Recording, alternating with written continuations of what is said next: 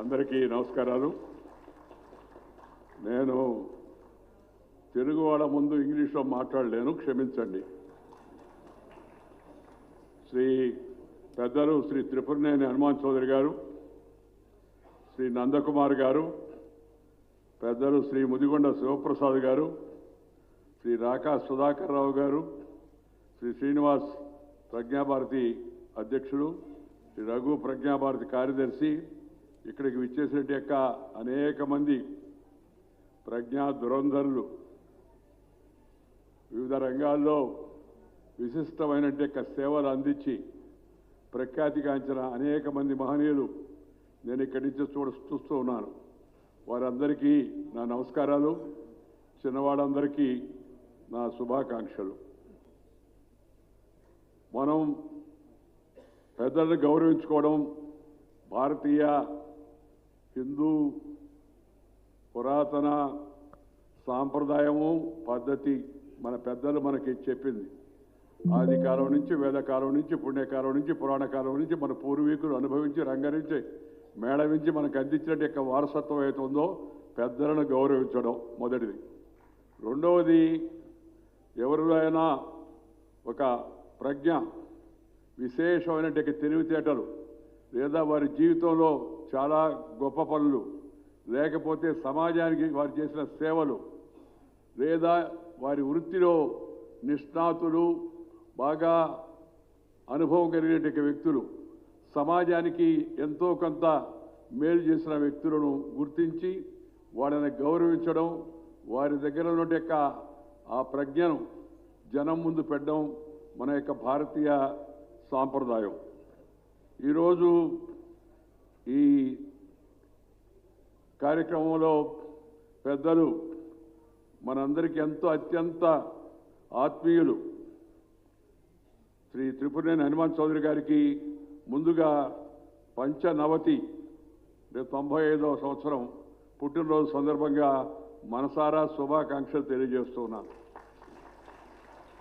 వారు జీవించినంతకాలం ఆరోగ్యంగా, నేను మామూలుగా 100 సంవత్సరాలు జీవించండి అలా చెప్పను, ఎందుకంటే అది భగవంతుడు ముందే నిర్ణయించుంటాడు.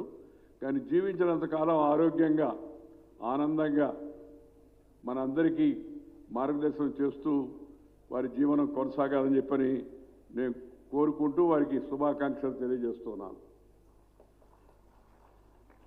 వారికి ప్రజ్ఞాభారతి జీవన సాఫల్య పురస్కారం అందజేయడం చాలా ఆనందదాయకం. నిజంగా ఆయన జీవితం సాఫల్యం చెందింది. వారి జీవితం అనేక మందికి, జాతీయవాదులకు ఆదర్శప్రాయమైంది. ముఖ్యంగా యువతకు వారి జీవితం నుంచి, వారి అనుభవాల నుంచి తెలుసుకోవాల్సిన విషయాలు అనేక ఉన్నాయని చెప్పని నేను భావిస్తూ ఉన్నాను. ఈ సందర్భంగా ఈ ప్రజ్ఞాభారతి సంస్థ ఆయన్ని ఈ జీవన సాఫల్యం ఆ యొక్క అవార్డు అందించడం, దాన్ని నా చేత వారికి భాగ్యంగా నేను భావిస్తూ ఉన్నాను. వారికి మరొకసారి శిరస్సు వంచి నమస్కరిస్తూ ఉన్నాను. అదేవిధంగా ఈరోజు ఈ ప్రజ్ఞా పురస్కారాలు అందుకున్న ప్రముఖ పాత్రికేయులు, విమర్శకులు, చక్కగా విషయాలను వ్యక్తీకరించగలిగే మిత్రులు శ్రీ రాకా సుధాకర్ గారికి, జాతీయ భావాల యొక్క జ్వాలను రేకెత్తింపజేసి విజాతీయ దేశ వ్యతిరేక తీవ్రవాద అతివాద కార్యక్రమాలను ఎండగట్టి తన యొక్క కవిత్వం ద్వారా, తన రచనల ద్వారా యువతలో ఎంతో ప్రేరణ కలిగించిన మహనీయులు శ్రీ ముదిగొండ శివప్రసాద్ గారికి కూడా మనం ఇవాళ ఈ సందర్భంగా ప్రత్యేకంగా అభినందనలు తెలియజేయాల్సిన అవసరం ఎంతో ఉంది. ఆయన నిజంగా చెప్పాలంటే ఇంతకుముందు అన్ని ఆ సైటేషన్లో చాలా వివరంగా చదివి వినిపించారు కాబట్టి నేను మళ్ళా వాటి జోలికి వెళ్ళను. కానీ నాకు చిన్నప్పటి నుంచి ప్రేరణ రావడానికి కారణం శ్రీ ముదిగొండ శివప్రసాద్ గారి యొక్క రచనలు చూసి, వాటిని నా జీవితంలో చాలా వరకు నేను అనేక సందర్భాల్లో వాడుకున్న సందర్భాలు కూడా ఉన్నాయి. వారి రచనలే అందుకు అందరూ అలాంటి జాతీయ భావజ్వాల కలిగించాలని. ఈ వేదిక నుంచి ఆవిష్కరించిన స్వయంబోధ్, శత్రుబోధ్, కలోల భారతం పుస్తకాల రచయితలు శ్రీ పంకజ్ సక్సేనా గారు, సంతోష్ కుమార్ గారికి కూడా శుభాకాంక్షలు తెలియజేస్తున్నాను. ఈ చొరవ తీసుకొని ఇంత మంచి కార్యక్రమాన్ని ఏర్పాటు చేసిన ప్రజ్ఞాభారతి సంస్థకు ప్రత్యేక అభినందనలు తెలియజేస్తున్నాను. మా గురువు గారి సుపుత్రుడు, రాజకీయ గురువు అయినట్టు శ్రీ వెంట్రపగడ రామారావు గారి యొక్క సుపుత్రుడు శ్రీనివాస్ ఈ కార్యక్రమానికి, ఈ యొక్క ప్రజ్ఞాభారతికి అధ్యక్షుడు కావడం చాలా సంతోషకరమైన విషయం. బహుముఖ ప్రజ్ఞాశాలి హనుమాన్ చౌదరి గారు భారత టెలికాం రంగానికి అందించిన సేవలు నిరుపమానమైనవి. ఆ టెలికాం రంగంలో ఆయన తన ప్రజ్ఞను మన ముందు పెట్టాడు. కానీ దానికన్నా ముఖ్యమైనది దేశంలో జాతీయ భావాలు రగిల్చేటక, ఆలోచనలు పంచేటక ఈ ప్రజ్ఞాభారతికి సారథ్యం వహించి వారు చేసిన ప్రసంగాలు, రాసిన రచనలు మనందరికీ కూడా ఎంతో స్ఫూర్తిప్రదాయంగా ఉన్నాయని చెప్పిన సందర్భంగా నేను మనవి చేస్తూ ఉన్నాను. ఇలాంటి వ్యక్తులు సంపూర్ణ ఆరోగ్యంతో సంపూర్ణ జీవితాన్ని గడపడం దేశానికి భగవంతుడు చేసిన గొప్ప మేలుగా నా వ్యక్తిగతమైన అభిప్రాయం. నాకేమో 76 అయినా నేను 76కే నేను కొద్దిగా అలసిపోయినట్టుగా అనిపిస్తున్నానని మన మిత్రులు చెప్తూ ఉన్నారు. మెట్రిక్ ఎక్కుతుంటే పక్కన వాళ్ళ సహాయం తీసుకుంటున్నారని. వయసు 76 కానీ 96 ఏళ్ళకి సరిపడేట్టుగా దేశం అంతా తిరిగేశాను నేను చిన్నప్పటి నుంచి. అందువల్ల కొంత అరిగిపోయింది. మొన్న ఎక్కడో నేను మాట్లాడుతూ బండి రీబోర్కి వచ్చిందంటే అలాంటి పదాలు వాడబాకండి సార్ అని చెప్పన్నారు. కానీ ఇవేమీ అంటకుండా ఆలోచనలు, ప్రసంగాలు, రచనలు వాటిలో ఎక్కడ కూడా వార్ధక్య సూచనలు లేకుండా శ్రీ హనుమాన్ చౌదరి గారు నిత్య యవనులాగా ఇప్పటికీ 95 ఏళ్లకు, బహుశా నేనైతే అంతకాలం ఉండాలని అనుకోవడం లేదు, ఉన్నా కూడా వారిలాగా ఓపిక కూర్చునేట అవకాశం కూడా లేదని చెప్పి నేను భగవంతుడు తిరుపతికి వెళుతూ ఉంటాను సంవత్సరానికి ఒక్కసారే. అలాగే ఒకసారే వెళ్ళాలని అందరూ కూడా చెప్తూ ఉంటాను, నాయకులకు ముఖ్యంగా. వెళ్ళి ఇతరులను ఇబ్బంది పెట్టబాకండి, సంవత్సరానికి ఒకసారి పోయాయా అని చెప్పానండి. అక్కడికి వచ్చి కూడా ప్రకటించాను. ఆ ప్రకటన ఇప్పటికి నేను భగవంతుడు కోరుకునే కోరిక ఏంటంటే వ్యక్తిగతమైన కోరిక, స్వామి జీవించినంతకాలం ఆరోగ్యంగా ఉండేట్టుగా దీవెనలు అందజేసి స్వామి అని నేను కోరుకుంటాను. ఇంకొకరి మీద ఆధారపడకుండా జీవితాన్ని గడపడం అవుతుందో అది చాలా గొప్ప విషయం.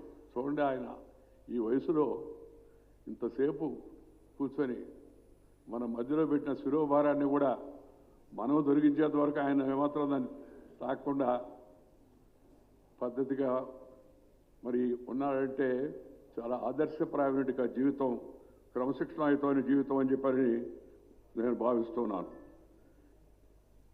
మాపుర జరసో మృద అని అధర్వణ వేదం తెలియజేస్తుంది. అంటే మనిషి జర అంటే వృద్ధాప్యం రాకుండా మరణించకూడదట. వృద్ధాప్యం రాకుండా మరణించకూడదు. దానిలో ఉన్న సూత్రాన్ని సులభంగా అర్థం చేసుకోవచ్చు.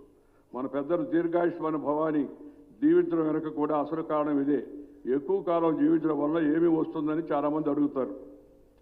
మంచివాళ్ళు ఎక్కువ కాలం జీవిస్తే సమాజానికి మేలు జరుగుతుంది. అది సమాజానికి మేలు జరిగేటట్టుగా జీవించడం ఏమవుతుందో అది గొప్పతనం.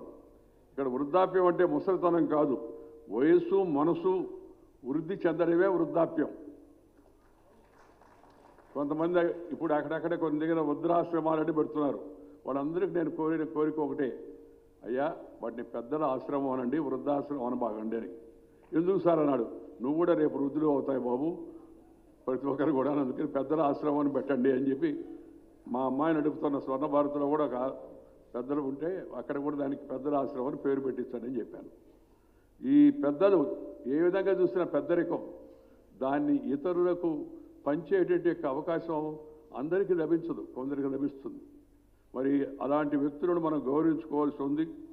మంచి చెడు జీవితంలో మంచి చెడు రెండు తెలిసిన వాళ్ళు, సమాజానికి దిశానిర్దేశం చేయగలిగిన యొక్క పరిణితి కలిగిన యొక్క అనుభవం అవుతుందో అదే పెద్దరికం అంటే. అలాంటి వారు భవిష్యత్తును సానుకూలంగా మార్గంలో ముందుకు నడపగలరని వేదం కూడా ఆకాంక్షించింది. వయసుతో పాటు వచ్చిన పెద్దరికాన్ని హుందాగా ఎలా నిలబెట్టుకోవాలి, అంకెలు మాత్రమే అయిన వయసుకు మనసుతో లంకె ఎలా వేయాలో తెలిసిన వారే నిజమైన పెద్దలని ఈ వేదవాక్యం అంతర్లీనంగా మనకు వివరిస్తోంది. శ్రీ హనుమాన్ చౌదరి గారు ఈ వేదవాక్యానికి నిలువెత్తు నిదర్శనం అని చెప్పని నేను భావిస్తున్నాను. వారి జీవితాన్ని సమాజం కోసం పూర్తిగా అంకితం చేశాడు. నేను ఎప్పుడు పోయి చాలా ఎమ్మెల్యేగా ఉన్నప్పటికీ వాడిని అప్పుడప్పుడు కలుస్తూ ఉండేవాడిని. ఒక విజ్ఞాన కని ఆయన. ఏ విషయం పైన టెలికాం రంగం అది యాదృచ్ఛికంగా ఆయన ఉద్యోగ పర్వం మాత్రమే అది, కానీ ఇంకా చాలా పర్వాలు ఉన్నాయి వారి జీవితంలో. విజ్ఞాన కని వాటి గురించి మనం ఎప్పుడు వెళ్ళినా ఏదో కొత్త విషయాన్ని తెలుసుకుంటూ ఉండొచ్చు, ఏదో పాత విషయాన్ని నెమరేసుకుంటూ ఉండొచ్చు. అది కూడా చాలా అవసరం. నెమరు వేసుకోవడం కూడా ఈ మధ్య చాలామంది మర్చిపోయారు. ఈ టెలికమ్యూనికేషన్ రంగంలో దేశవ్యాప్తంగా ఎస్టీడీ, ఐఎస్డీల వ్యవస్థకు ఆయన అంకురార్పణ చేశాడు. విదేశ సంచార నిగమ్ లిమిటెడ్ తొలి చైర్మన్గా, మేనేజింగ్ డైరెక్టర్గా దేశవ్యాప్తంగా టెలికమ్యూనికేషన్ విప్లవానికి వారు నాంది పలికారు. చారిత్రక నవలా చక్రవర్తిగా పేరుగాంచినట్టేక గురువు గారి పెద్దలు శ్రీ ముదిగొండ సూపర్రాజు గారు సైతం ఈరోజు పురస్కారం అందుకోవడం, ఆ పురస్కారం నేను అందజేయడం నాకు చాలా సంతోషంగా ఉందని చెబుతున్నాను. నిజమైన భారతీయ చరిత్రను వారు వెలికి తీస్తూ ఉన్నారు. వారి ప్రయత్నాలు సమాజంలో సానుకూల ధోరణికి వారు చేస్తున్న కృషి అభినందనీయమైనది. సానుకూల ధోరణి ఉండాలి. Everybody according to me should have a positive thinking and positive outlook. So I always tell them, be positive. Positive is a negative during corona. A word positive antene corona lo positive vachindani anevadu. Kani jeevithamlo positive ga undadam, sanukulanga undadam chaala avasaram andariki. నిర్మాణాత్మకంగా సానుకూల ధోరణి. ఎందుకంటే ఇది మన దేశం. English వాళ్ళు వెళ్ళిపోయారు. మన దేశాన్ని మనమే పరిపాలించుకుంటున్నాం. మనం ఎన్నుకున్న పెద్దలే మనం పరిపాలిస్తారు. వాళ్ళు మంచివాళ్ళు కాకపోతే దించే అధికారం మన చేతిలో ఉంది. నేను ఇవాళ చూశాను పత్రికల్లో, ఈ కొంతమంది నక్సల్స్ నాయకులు లొంగిపోయారని చెప్పని. నక్సల్స్ ఉద్యమం కూడా బలహీనపడింది. జాతీయ జీవన స్రవంతిలో అందరూ కలిసి నడవాల్సిన అవసరం ఎంతో ఉంది. తుపాకీ ద్వారా మార్పు తేలేరు. బుల్లెట్ కన్నా బ్యాలెట్ ఈజ్ మోర్ పవర్ఫుల్. ఈ విషయాన్ని గమనించాలా. వాళ్ళు కూడా తెలుసుకొని వాళ్ళకి వాళ్ళ సిద్ధాంతం మీద నమ్మకం ఉంటే ఈ బ్యాలెట్ రంగంలో దిగాల, కష్టపడాలి. అంతేగాని తుపాకీ ద్వారా సమాజాన్ని మార్చలేము. పైపెచ్చు తుపాకీ అందరి చేతిలో ఉండకూడదు. అది రక్షణ దళం చేతిలో మాత్రమే ఉండాలి. లేదా మహాప్రమాదం ఉందని భావించిన వాళ్ళు ఎవరన్నా లైసెన్స్డ్ తుపాకీ తీసుకుంటే వాళ్ళ దగ్గర ఉండొచ్చు. కానీ మామూలుగా తుపాకీ రక్షణ దళం ఉండాలి. దానికి ప్యారలల్గా ఒక తుపాకీ పట్టుకొని మేము తిరుగుతాము, సమాజాన్ని శాసిస్తామంటే అది అంగీకారయోగ్యం కాదు. వదిలేసి వాళ్ళు నచ్చని వాళ్ళని పూర్తి చేసి అంతర్గత కలహాలతో అనేక వీడిపోయి చీలిపోయి ఆ ఉద్యమం చాలా బలహీనపడింది. ఇప్పుడు వారు జనజీవన స్రవంతిలోకి వచ్చి మేము కూడా ఇతరుల మాదిరిగా జీవిస్తామని చెప్పడం సంతోషం. ఈ విషయంలో చొరవ తీసుకొని ఈ సమస్యకు ముగింపు పలికేదానికి ప్రయత్నాలు చేసిన ప్రధానమంత్రి శ్రీ నరేంద్ర భాయ్ మోదీకి, ముఖ్యంగా దీనికి ముందుండి ధైర్యంగా సాహసోపతంగా అత్యంత చాకచక్యంతో ఈ వ్యవహారం నడిపించే కేంద్ర గృహమంత్రి శ్రీ అమిత్ షాను కూడా ఈ సందర్భంగా నేను అభినందిస్తున్నాను. నేను రాజకీయంలో లేను, అందువల్ల ఎక్కువగా రాజకీయాలు మాట్లాడను, కానీ రాజకీయాల మీద వ్యాఖ్యానిస్తూ ఉంటాను. ఎందుకంటే సమాజంలో నాకున్న అనుభవాన్ని ఇతరులతో పంచుకోవాలని, అంతేగాని మరే ఉద్దేశం కూడా లేదు. ఈ ఆ మధ్య ఎవరో సార్ మాట్లాడుతూనే ఉన్నారు సార్, ఇంకా మీరు అన్నాడు. మాట్లాడుతూనే ఉంటానయ్యా, మాట్లాడుతూనే పోవాలని చెప్పి నా కోరిక అని చెప్పాను. నేను పదవి విరమణ చేశానే కానీ పెదవి విరమణ చేయలేదు, మాట్లాడుతుండాలని చెప్పి. మనం సంపాదించిన జ్ఞానాన్ని, మనకు లభించిన అవకాశాన్ని దాన్ని ఇతరులతో పంచుకోవాలి. విజ్ఞానాన్ని కానీ సంపదను కానీ దేనైనా పంచుకో, కానీ ఇతరులతో పంచుకుంటే ఉండే సంతోషం చెప్పనరివి కాదు. భారతీయ హిందూ ధర్మ మూల సూత్రాల్లో ఇదొకటి. Share and care is the core of Indian philosophy అని పెద్దలు చెబుతూ ఉంటారు. ప్రపంచానికి అంతా కూడా మనందరం కూడా వసుదైక కుటుంబకం, ప్రపంచం అంతా ఒకటే, మనందరం కుటుంబం అని చెప్పేటి ఏకైక ధార్మిక ఆలోచన భారతీయ ధార్మిక ఆలోచన, హిందూ ధార్మిక ఆలోచన అని చెప్పడానికి నేను ఏమాత్రం కూడా వెనుకాడనని చెప్పని సందర్భంగా మనవి చేస్తున్నాను. చరిత్రలోని వాస్తవాలను తెలియజేసి యువతలో ఉన్న ఆత్మ న్యూనతను ధోరణి తొలగించి భారతదేశ గొప్పతనాన్ని తెలియజేస్తున్న శ్రీ సుధాకర్ లాంటి వారికి మనందరం కూడా అలాంటి వారిని మనం అభినందించాల్సిన అవసరం ఎంతో ఉంది. ఎందుకంటే ఒకటేమో విదేశీయుల యొక్క దండయాత్రలో పడి మన యొక్క ఆత్మవిశ్వాసాన్ని కోల్పోయాం, మన దండదానంతా కోల్పోయాం. వాళ్ళు మనకి వచ్చి మన దేశాన్ని దండయాత్ర చేసి మనల్ని దోచుకొని, మన దేశంలో ఉన్న కొంతమంది మనసులు కూడా దోచుకొని, మన సంపద దోచుకోవడమే కాదు కొంతమంది మనసులు కూడా దోచుకున్నారు, వాళ్ళు పోయారు. మన దేశంలో ఉండే సంపదను కేవలం ధనిక విషయమే కాకుండా మన పుస్తకాలను కూడా మనకి నలంద తక్షశిల విశ్వవిద్యాలయాల్లో ఉండే జ్ఞానాన్ని కూడా ధ్వంసం చేశారు. అలాంటి తరుణంలో మళ్ళా తిరిగి స్వతంత్రం వచ్చిన తర్వాత ఈ జాతిని సరైన మార్గంలో ఉంచడానికి, యువతకు సరైన మార్గదర్శనం చేయడానికి మంచి వేదికలు అవసరం.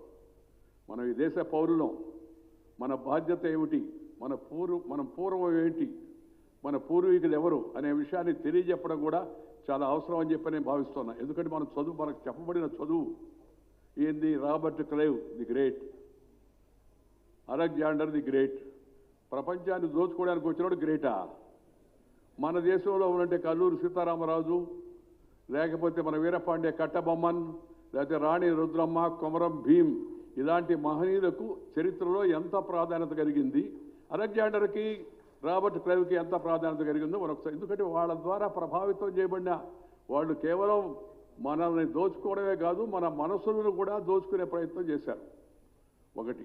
ఇంకొక ప్రమాదం ఏంటంటే ఈ దేశంలో మేము ప్రగతిశీలవాదులం అని చెప్పుకుంటూ ప్రాచీనమైన ప్రతి ఒక్కటి కూడా భారతీయదంతా కూడా పనికిరాంది, అదంతా పాశ్చాత్యకాయ పచ్చడి అని, వాళ్ళు ఏదో విప్లవ భావాలు నవీన భావాలు తెస్తామని, మేము సానుకూల సామ్యవాదం తెస్తామని. పాశ్చాత్యకాయ పచ్చడి అంటే అది తిట్టని నేను అనుకోవడం. పాశ్చాత్యకాయ పచ్చడి అంటే చాలా గొప్ప కాంప్లిమెంట్. అది పచ్చళ్ళ కల్లా అన్నిటికన్నా ఉత్తమమైన పచ్చడి పాత చింతకాయ పచ్చడి అనే విషయాన్ని తెలుసుకోవాలి. నేను అమెరికా వెళ్ళాను చాలా కాలం కిందట. పెడుతుంటే మా ఆవిడ కొద్దిగా పాత చింతకాయ పచ్చడి, కొంచెం చింతాకు పొడి ఇవన్నీ చేసి ఇచ్చింది నాకు. ఎందుకంటే నేను కొద్దిగా నెల్లూరు ఉండే కదా కారం ప్రియుణ్ణి. అక్కడికి వెళ్ళిన తర్వాత ఉదయాన్నే నాతో పాటు కాంగ్రెస్ నాయకురాలు కూడా వచ్చింది. ఆ పేరు చెప్పరు, బహుశా ఇంకా ఉన్నట్టుగా ఉంది ఆమె, తమిళనాడు నుంచి. అందుకని పేరు చెప్పి ఇబ్బంది పడ్డా, నాకు ఇష్టం లేదు. నేను ఉదయాన్నే టిఫిన్ చేస్తున్నప్పుడు అక్కడ మన టిఫిన్ లేదు అప్పుడు. ఇప్పుడు అన్నీ ఉన్నాయనుకోండి, మన ఇడ్లీ సాంబారు, మన దోశ, మన వడ, మన పొంగల్, ప్రపంచం అంతా ఇప్పుడు ఫేవరెట్ ఐటమ్ ఏంటంటే మన ఆహార పదార్థాలు. అప్పుడు లేవు. సరే ఉదయాన్నే వాళ్ళు బ్రెడ్ జాము తెచ్చారు, టోస్ట్ అని. నేను బ్రెడ్ జాము తినే అలవాటు నాకు లేదు. అందుకని ఏం చేసిన, బ్రెడ్ ఇస్తే పాత చింతకాయ పచ్చడి తీసుకొని కొద్దిగా దానికి రాసుకొని తింటా ఉన్నా. ఆ పక్కన ఉండి ఏమో అమెరికాకు వచ్చినా కూడా కొద్ది రోజులు ఆ పచ్చడి తినకుండా ఉండలేవా అంది. నాకు తినాలని ఉందమ్మా, నీకేమైనా ఇబ్బంది ఉందా చెప్పు అన్నా. అది కాదు అమెరికాకు వచ్చేయిందండి. ఏం అమెరికాకు వచ్చేది మన తినకూడదు అన్న. అయిపోయింది. 5వ రోజు బహుశా 6వ రోజు నాకు గుర్తులేదు. ఉదయాన్నే నేను పోస్తుంటే Naidu do you have something more అంది. ఇంకొద్ది ఉందా అని. దేనికంటే ఊరినే చూద్దామని అని అపాలజెటిక్గా చింతకాయ పచ్చడి పెట్టుకొని అడిగింది ఆమె. తిని బాగానే ఉందే అంది. తిని బాగానే ఉందేనమ్మా, బాగా ఉంటుంది అని చెప్పాను నేను. ఎందుకంటే మన పెద్దవాళ్ళు మనకిచ్చింది. ఇప్పుడు కొత్తగా వచ్చే యువతరం అంతా కూడా ఈ విషయాన్ని గుర్తుపెట్టుకోవాల్సి ఉంది. ఈ పిజ్జాలు, బర్గర్లు ఇలాంటివి మన దేశానికి, మన వాతావరణానికి పడవు. మనం ప్రజ్ఞాభారతిలో ఉన్నాం కాబట్టి, స్వదేశీ ఆలోచనలు కాబట్టి ఆ సందర్భంగా ఒక మాట చెప్పదలుచుకున్న యువతరానికి, ఇవి మనకు పడవు. వాళ్ళ వాటిని ఎగతాళి చేయడం నా ఉద్దేశం కాదు, అది వాళ్ళ వాతావరణానికి అనుకూలంగా ఉండొచ్చు. మన దేశంలో మనం రుచికరమైన, శుచికరమైన, మరి శక్తివంతమైన స్వామినాథన్ గారు చెప్పినట్టుగా, ఎంఎస్ స్వామినాథన్ గారు మహానుభావుడు, ఆయన చెప్పాడు, పౌష్టిక ఆహారం తినండి, eat protein food, not the routine food అని. ఇప్పుడు రొటీన్ ఫుడ్ ఏంది? మొత్తం మనం బియ్యంలో ఉన్నట్టు సారం అంతా తీసేసి పొట్టంతా వదలగొట్టి తెల్లంగా నా గుడ్డల్లాగా ఉండేట్టుగా తిని ఇప్పుడు ప్రపంచంలో మనం సెకండ్ ప్లేస్గా థర్డ్ ప్లేస్గా డయాబెటిక్స్ అని పోటీ పడుతున్నాం. అందుకని దయచేసి నేను చెప్తుంటే ఒక అబ్బాయి, సార్ ఇన్స్టెంట్ ఫుడ్ సార్ అది అన్నాడు. నేను చెప్పారే బాబు, ఇన్స్టెంట్ ఫుడ్ తింటే కాన్స్టెంట్ డిసీజ్ వస్తుందిరా నీకు, ఇన్స్టెంట్ ఫుడ్ తినబాకు, food cannot be instant, it has to be cooked properly అని చెప్పాను నేను. సందర్భం వచ్చింది కాబట్టి చెప్తున్నాను. మనము మన పూర్వీకులు అందించిన వాటిలో ఎక్కడన్నా మధ్యలో అపశబ్దాలు అపసవ్యాలు జరిగి ఉంటే వాటిని సర్దిద్దుకోవాలా, మూఢనమ్మకాల ప్రకారం పోకూడదు. కానీ ఆ విజ్ఞానం సంపద, పెద్దలు ఇచ్చినట్టు విజ్ఞాన సంపద రాసిన పుస్తకం కాదు, వాళ్ళు జీవించిన పుస్తకం అది. వాళ్ళు మన తాత, మన ముత్తాత, వాళ్ళ తాత ఒకరికొకరు అందించుకుంటూ వచ్చారు. వాటిని మనం పదిలంగా కాపాడుకోవాలా, మన యువతరానికి మన పిల్లలకి ఇవ్వాలా. చాలామంది పెద్దలు బిజీగా ఉంటారు, పిల్లల సంగతి పడుచుకోరు. ఆ పిల్లలు వాళ్ళు ఇప్పుడు ఎలక్ట్రానిక్ గ్యాడ్జెట్స్ వచ్చాయి కదా, ఇటు చూసుకుంటూ ఉంటారు. అది చూడడం తప్పితే సొంతంగా ఆలోచన చేయడం కూడా మర్చిపోయారు. నా భయం ఏంటంటే కొద్ది రోజులు జరిగిన తర్వాత వాడు ఏమైనా అడిగామనుకోండి, ఈ ట్యాంక్ బండ్ ఎక్కడ ఉంది, గూగుల్, అంతవరకు పర్వాలేదు. ఆ తర్వాత మీ ఆవిడ పేరు ఏంది, గూగుల్ చూస్తాం. అదేమంటే ఇప్పుడు గూగుల్ మన విశాఖపట్నానికి వస్తుంది, సంతోషం, స్వాగతపడాల్సిందే, మనం దాంట్లో వెనకాడాల్సిన అవసరం లేదు. కానీ గూగుల్కి రిపేర్ వస్తే కూడా గురువు కావాలా. అందుకని గురువును పూజించమని, గురువును గౌరవించమని మన భారతీయ శాస్త్రాలు, మన పురాణాలు, మన ఇతిహాసాలు మనకు చెప్తూ ఉన్నాయి. గురువు నేను ఎప్పుడు చెప్తూ ఉంటాను, రెండు ఒక డివేట్ అనేది అనిలా భావించవద్దు. ఒకటి కన్న తల్లిని, అమ్మని, జన్మనిచ్చిన అమ్మ అంటే నాయన కూడా, ఇద్దరు ఏందగానే రాం కదా మనం. అంటే మన దేశం పద్ధతి అది. మదర్ ల్యాండ్ అంటాం, ఫాదర్ ల్యాండ్ అనం. మదర్ ల్యాండ్ మాతృభూమి అంటాం కానీ పితృభూమి అనం కదా. అంటే అర్థం తండ్రి లేడనే అర్థం. మన దేశంలో మహిళలను పూజించేటి అలవాటు మనకి. మన నదుల పేరు కూడా గంగా, యమున, కావేరి, సరస్వతి, నర్మదా, తపతి అలా పేరు కూడా పెట్టుకున్నాం మనం. మహిళలు పూజించడం మొదటి నుంచి మనకి ఉండేటి, గౌరవించడం మనకు ఉండేటి సాంప్రదాయం. ఈ సాంప్రదాయాలు ఏతున్నాయో ముసుకొచ్చే ప్రయత్నం చేయాలి. ప్రజ్ఞాభారతి లాంటి సంస్థలు ఒకటి తమకు తెలిసిన ప్రజ్ఞను ఇతరులకు తెలియజేయడం, అలాగే ఇతరులు నిగూఢమైన ప్రజ్ఞను బయటకు తీయడం. ఈ కార్యక్రమం మనం విజయవంతంగా చేయాల్సిన అవసరం ఎంతో ఉంది. ఎందుకంటే జాతీయ భావాలు కలిగిన వాళ్ళ రచనలు తక్కువగా ఉన్నాయి. విదేశాల చేత ప్రేరేపించబడి, విదేశ వాదాల చేత ప్రేరేపించబడి రాసే వాళ్ళ రచనలు ఎక్కువగా ఉన్నాయి. ఎందుకంటే ముందు వాళ్ళు చొచ్చుకున్నారు, అక్కడ చొచ్చుకొని వెళ్ళిపోయారు. వాళ్ళు నొచ్చుకుంటారని మనం ఆగకూడదు. మన రచనలు మనం తీవ్రంగా ముందుకు తీసుకెళ్ళాలి. చొచ్చుకొని పోయి వాళ్ళు నొచ్చుకుంటారేమో అని అనుకోకూడదు. మనము మన దేశము, మన జాతి, మన సంస్కృతి, మన ఆధారం, మన ధర్మం, మన పెద్దలు బోధించినట్టు జీవన సత్యాలు ఏతున్నాయో వాటికి అనుగుణంగా మనం రచనలు సాగించాల్సిన అవసరం ఉంది. నిజమైన చరిత్రను, వాస్తవ భారతీయ చరిత్రను బయటకు తీసుకొచ్చి దేశం ముందు, ప్రజల ముందు పెట్టాల్సిన అవసరం ఎంతో ఉందని ఈ సందర్భంగా నేను మనవి చేస్తున్నాను. బుద్ధి, ప్రజ్ఞ అంటేనే ప్రకృష్టమైన, అంటే మహోన్నతమైన జ్ఞానం అని దాని అర్థం మన వాంగ్మయం తెలియజేస్తుంది. నేను మా గురువు గారు శ్రీ పోలూరు హనుమజ్జానకిరామ శర్మ గారి పుణ్యం అని తెలుగు కొద్దిగా చదువుకున్నాను చిన్నప్పుడు. అందుకని తెలుగు అంటే నాకు చాలా ఇష్టం. నాకు బాగా ఇష్టమైన ఒకటి మా అమ్మ. ఆ అమ్మ నేను చూడలే, చిన్నప్పుడు సరిపోయింది. దాని తర్వాత ఇష్టమైంది భాష, తెలుగు భాష. తెలుగు భాషలో మాట్లాడుతూ ఉంటే నాకు ఎంతో సంతోషంగా ఉంటుందో చెప్పలేను. తెలుగు వాళ్ళతో, తెలుగు రాని వాళ్ళ దగ్గర పోయి తెలుగు భాష మాట్లాడతాను మూర్ఖత్వంగా అంటే ఇంక అంతకన్నా అజ్ఞానం ఇంకొకటి ఉండదు. బుద్ధి, సామర్థ్యం అనే సాధారణ అర్థాలు కూడా ఉన్నప్పటికీ నిఘంటువులన్నిటికీ ప్రామాణికమైన అమర కోసం ప్రజ్ఞాయతే అనేనేతి ప్రజ్ఞానం అని తెలియజేస్తుంది. ఈ ప్రజ్ఞ గురించి ప్రజ్ఞాభారత్ అనే పదంలో ఆ సంస్థ స్ఫూర్తి మనకు అవగతం అవుతుంది. మహోన్నతమైన సనాతన భారతీయ విజ్ఞానాన్ని అందించే వికాస కేంద్రంగా ఈ సంస్థ విరాజిల్లింది. అది మరింత కాలం విరాజిల్లాలని, మరింతగా వ్యాపింపబడాలని చెప్పని నేను సందర్భంగా కోరుకుంటున్నాను.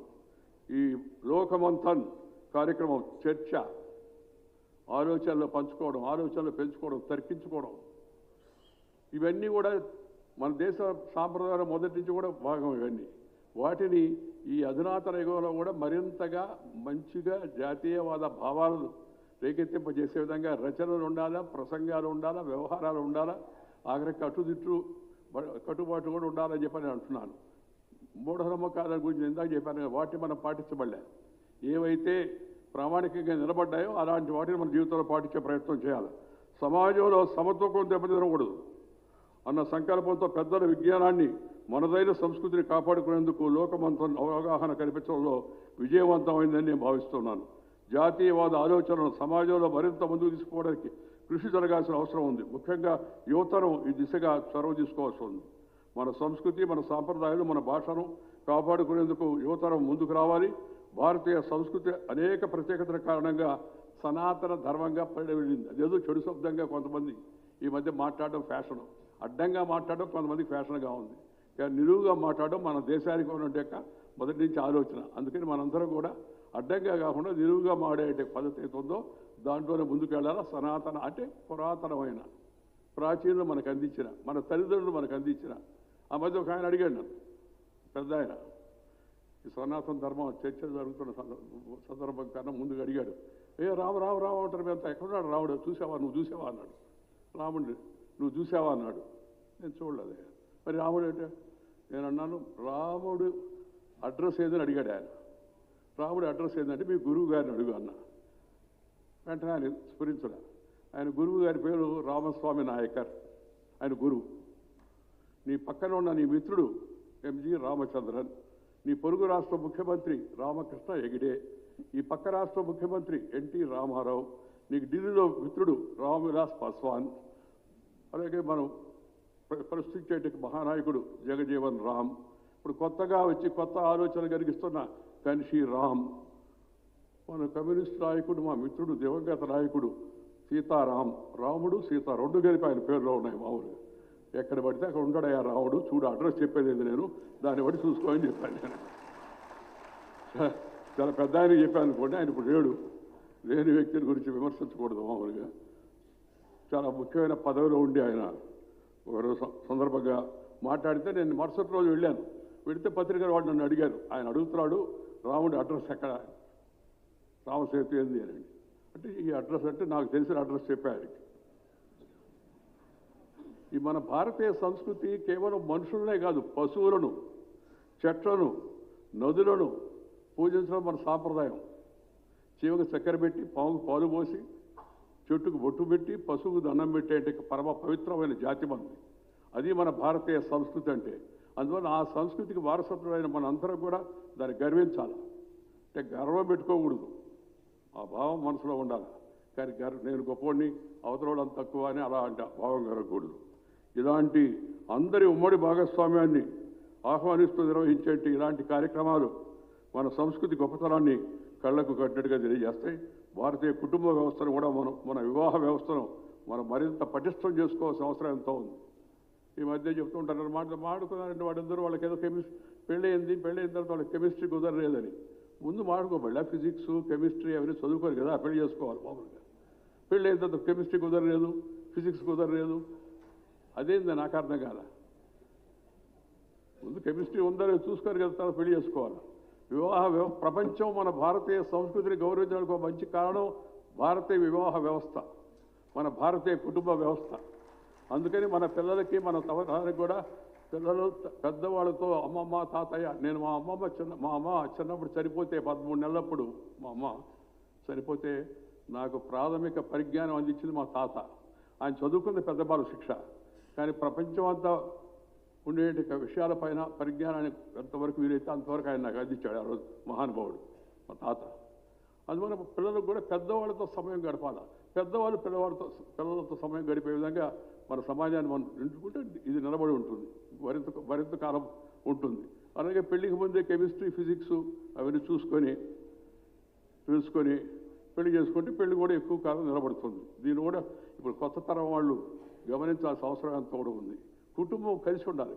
ఆ సంతోషం చెప్పనరివి కాదు. కుటుంబ సభ్యులు, ఒకటి కుటుంబ సభ్యులు, మరొకటి మిత్రులు. ఈ రెండు ఉన్నవాళ్ళు మహాసంపద కలిగిన వాళ్ళు. నేను కుటుంబం అంటే మా అమ్మని కోల్పోయాను, తర్వాత మా తాతని, మా నాన్నని, వాళ్ళందరూ పెద్దవాళ్ళని కోల్పోయాను. కానీ నాకు పెద్ద సంపద ఏంటంటే నా స్నేహ సంపద, అపారమైన స్నేహ సంపద ఉంది. దాంట్లో ఉండే సంతోషం, స్నేహితులతో మాట్లాడే వాళ్ళందరూ కలిసి భోంచేసేట్టే ఉండే సంతోషం చెప్పననివి కాదు. అందుకని మన భారతీయ వ్యవస్థలో ఉన్నట్టు కుటుంబ వ్యవస్థను మనం కాపాడుకునే ప్రయత్నం చేయాలి. ఆ మధ్య ఎవరో చెప్పారు, ఇప్పుడు వంట సెలవు అయిపోతుందండి, వంటకి ఇప్పుడు అంతా పిజ్జా బర్గర్లు చెప్పాను ఇందాక, అది కాదు ఇప్పుడు అంతా స్విగ్గీ జొమాటో. ఎవరయ్యా ఈ జొమాటో ఏమన్నా టమాటో వాళ్ళ అక్క అని అడిగా. కాదు సార్ జొమాటో తెలదా మీకు అన్నారు. నాకు తెలవదే అన్న. జొమాటో, స్విగ్గీ, డంజో, ఏదో పదాలు ఏదో నాకు అర్థం కాదు, డంజో అని. అది ఇంటుంటే ఇంకేందో అన్నట్టుగా అనిపించింది నాకు. అంటే ఆర్డర్ ఇచ్చేస్తే 10 నిమిషాలు తెచ్చి మన ఇంటికి ఇచ్చేస్తుంది, మనం పోబడలేదు రాబడలేదు అని. మనం భోజనం అనేది ఏతుందో అది కాస్త పచనం చేసిన భోజనం చేయాలి. నేను అందుకు ఆ మధ్య మాట్లాడుతూ చెప్పాను, వంట పోతే జంట పోద్ది తర్వాత. కాబట్టి వంటను పరిరక్షించుకోండి. ఇంట వంట ఉండాలా, అప్పుడే జంట కలిసి ఉంటుంది.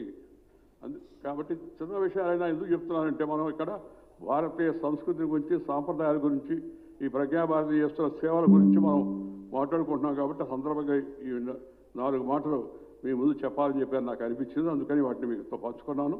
95 ఏళ్ల శ్రీ చౌదరి గారి యొక్క పరిపూర్ణ జీవన ప్రస్థానంలో భారతదేశ స్వతంత్రం సమర్థించుకున్న తర్వాత పరిస్థితులు వారు చూశారు. భారతదేశ అభివృద్ధిని కూడా వారు నేరుగా గమనిస్తూ ఉన్నారు. వారి ఆలోచనలు స్ఫూర్తిని పంచుతాయి, వారి మాటలు దిశానిర్దేశం చేస్తాయి. అందుకే అలాంటి పెద్దల నుంచి యువత స్ఫూర్తి పొందాలని, వారి జీవితాలను అధ్యయనం చేయాలని నేను తరచూ చెప్తూ ఉంటాను. 95 ఏళ్ళు నిండు జీవితాన్ని పూర్తి చేసుకున్న శ్రీ హనుమాన్ చౌదరి గారికి ఈరోజు పురస్కారాలను అందుకున్న వారికి, ఇతర పెద్దలకు అందరికీ, శివప్రసాద్ గారికి, అలాగే రాకా సుధాకర్ గారికి, పెద్దలకి అందరికీ కూడా నేను మరొకసారి వారందరికీ అభినందనలు అలాగే నమస్కారాలు తెలియజేస్తూ, ఈ పుస్తకాల రచయితలకు కూడా మరొకసారి శుభాకాంక్షలు తెలియజేస్తూ, మన పెద్దల స్ఫూర్తిని యువతరం అందిపుచ్చుకొని నవభారత నిర్మాణంలో చోదక శక్తులు కావాలని, రాబోయే రోజుల్లో వికసిత భారతదేశంగా మనం తయారు కావాలి. మనం శక్తి ఇప్పటికే 4th లార్జెస్ట్ ఎకానమీ అంటున్నారు. 2037 కన్నా ముందే 3rd లార్జెస్ట్ ఎకానమీ అయ్యే అవకాశం ఉంది. నిన్న world bank, international monetary fund యొక్క రిపోర్ట్ చదివాను నేను. ఫాస్టెస్ట్ గ్రోయింగ్ ఎకానమీ అంటే ఇండియా అని. ఆయన ఈ మధ్య ఇష్టం వచ్చినట్టుగా మాట్లాడుతున్నాడు. ఆయన ఎవరో మీకు తెలుసు, నేను చెప్పాలనుకోండి. ఆయన అప్పుడు ఏం మాట్లాడాలో తెలియదు, ఆయనకే తెలియదు, మనకే తెలియదు. ఆయన చెప్పాడు ఇది ఇండియా ఇది డెడ్ ఎకానమీ అని. ఆయన చెప్పాడు దూరంగా ఉన్నాడు, సరే అర్థం కాల. ఈ దగ్గరికి ఉండేవాడు కూడా అవును ఆయన చెప్పాడు కాబట్టి డెడ్ ఎకానమీ అని. ఒరే బాబు, ప్రపంచంలో fastest growing economy is India. You try to understand this.